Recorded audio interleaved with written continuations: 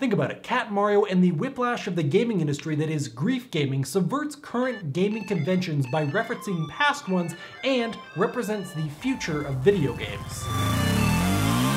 Hi, I'm Dylan. If you haven't played Syobon Action, or as it's known over here, Cat Mario, or probably more accurately, Mario from Hell, then consider yourself lucky. The game is an indie Japanese freeware Mario clone in which you play as a small cat and the Goombas are these cloud-looking things. But that's not why it's special. This is why it's special. Sucker, come on, get it. Come get it. Come get your meal, baby. That's right. You ain't gonna eat today. Come on! What kind of flagpole shoots freaking new noodles? The game is part of the grief gaming movement. Games designed to be insanely frustrating rather than insanely fun, like Flappy Bird. The best ones will have you saying, "Good grief!" I'm really sorry about that one, guys. In the game, the floor will sometimes fall away and kill you, coin boxes will block you off and shove you off the edge of the map, killing you, and previously happy clouds will turn evil when you're too near and kill you. The game is designed to kill you. Syobon Action is part of a larger reactionary genre called grief gaming. While I would argue that most grief games are designed with the intent of frustration, they can still totally be fun, or rewarding. Most of the time. Finally getting to the end of Cat Mario only to be killed by an enemy that's near impossible to avoid isn't exactly what I would call rewarding. Finishing Dark Souls, however, totally is. Grief gaming often torments you with an unfair amount of grief, and while the reward might not be entirely satisfying, bragging to your friends is. Grief gaming is a reaction to the simplicity that it's found its way into modern video games. Games can be as difficult as you want them to be, and often you can change the difficulty at any time. Don't get me wrong, I'm not saying that this is a bad thing, but rather an inevitable one. As more and more people started playing video games, developers had to accommodate for more and more different types of players. When only a few people are playing, we can assume that everybody's on par with each other, but the minute my dad starts playing Halo with me, I'm really glad there's an easy mode.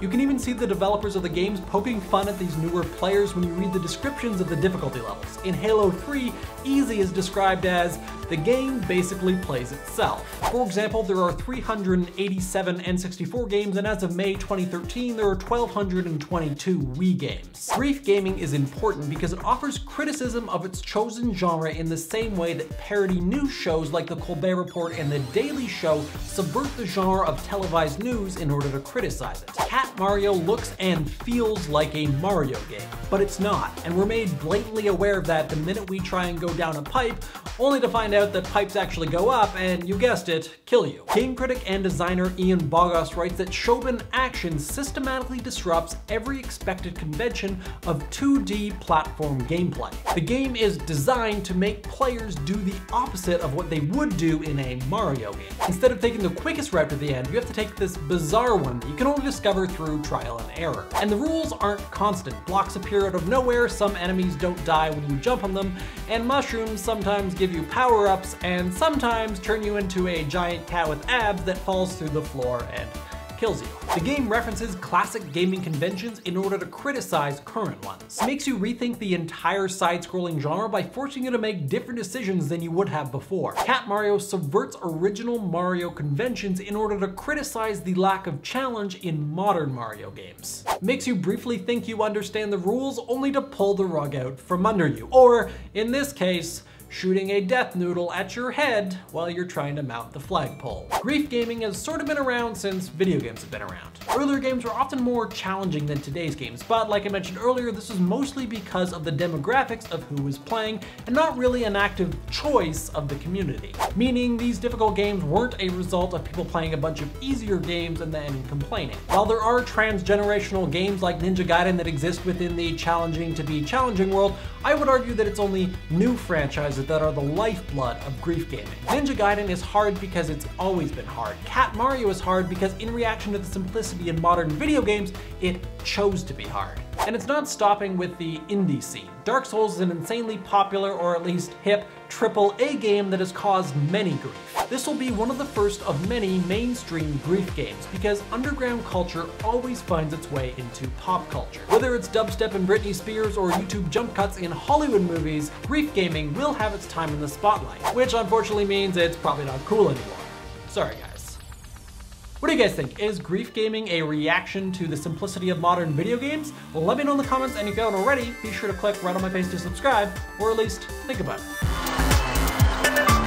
Last week we talked about creating realistic worlds in video games. Let's talk about your comments. Onkly comments saying that realism has a place in different video games. For example, survival horror video games should be uber realistic, while a fun Call of Duty type shooter should just be a fun Call of Duty type shooter. And he even talks about BioShock and how the Vita chambers being so close to combat zones would allow you to sort of live, die, repeat, like in the Edge of Tomorrow movie, and it added little challenge to the game because you could just die and then go beat up a guy until you die and then beat up a guy until you die, which sort of took away from the realism of the game. But I feel like that was the whole point of BioShock, with the whole end message being that you're being controlled and you're only doing things because you're told to do those things. Like you're only respawning and killing those guys because someone wants you to respawn and kill those guys. I think that sort of represents the theme of the game overall, but great comment. SaskX would love to see a world in which the health system in video games was fixed, because there's a lot of video games where as the player you can take 1,000,000 shots to the head, but bad guys die with 1 shot to the head, or there's games where a shot to the foot does the same amount as the shot to the head, and in games like Call of Duty, you can stab someone in the toe and they'll die just as much as if you stab them in the throat, which totally doesn't make sense. And I don't know what you do about that, because I feel like health is so integral to how a lot of games are played, and if that was super realistic, it would limit so many things. Like if you didn't have regenerative health in a Halo game, you wouldn't feel like an unstoppable warlord type character. That would totally change the dynamic of everything. So that's like an example of where maybe you wouldn't want to have an uber realistic game, where if you're playing more of a realistic shooter like Call of Duty, if you get stabbed in the foot, that totally shouldn't kill you. Toby Webb and a few other people commented on my facial hair and asked me if I was growing a mustache. I guarantee you I'm not, and I don't think that I could. I just really hate shaving, as you can probably tell. HackerCracker101 asks me if I'm French or Quebecois, and I guess I'm sort of neither. I have a French last name because my family comes from Northern Ontario, but in an area in which they didn't speak French. And coincidentally, I do speak French, but that's because of my mother, who is a teacher person and really likes French. That's a terrible answer and a terrible way to describe my mother, but whatever. GamerNerd apparently was wearing the same shirt I was wearing in the last video, which I think is totally cool. I guess he also is one of the millions of people who shops at Urban Outfitters. Damn it. Also, apparently my Finnish pronunciation is so bad that even Finnish people don't understand it, which is fantastic and a great way to finish this video. Sorry for the pun.